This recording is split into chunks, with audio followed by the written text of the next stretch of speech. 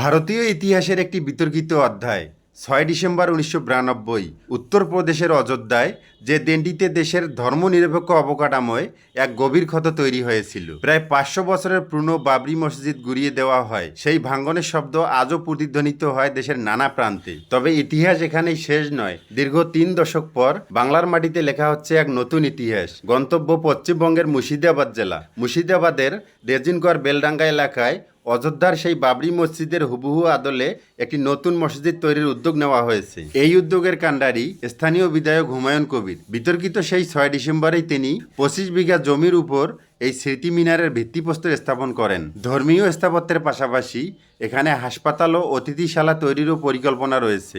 কিন্তু বিতর্ক পিছু ছাড়েনি। ভিত্তিপ্রস্তর স্থাপনকে ঘিরে শুরু হয় রাজনৈতিক টানাপোড়েন। কলকাতা হাইকোর্টকে হস্তক্ষেপ করতে হয়, এলাকায় মোতায়েন করা হয় বিশাল পুলিশ বাহিনী। উত্তেজনা সত্ত্বেও সাধারণ মানুষ আশা করছেন এই নির্মাণ শান্তির বার্তা দেবে। এটি কি কেবল একটি স্থাপত্যের পুনর্নির্মাণ, নাকি একটি রাজনৈতিক বিবৃতি? মুর্শিদাবাদের এই নির্মাণ নিঃসন্দেহে প্রমাণ করে ইতিহাসের ক্ষত শুকিয়ে গেলেও তার স্মৃতি কখনো মুছে যায় না। বাংলার মাটিতে বাবরি মসজিদ হয়ে উঠেছে এক নতুন সামাজিক ও রাজনৈতিক আলোচনার কেন্দ্রবিন্দু।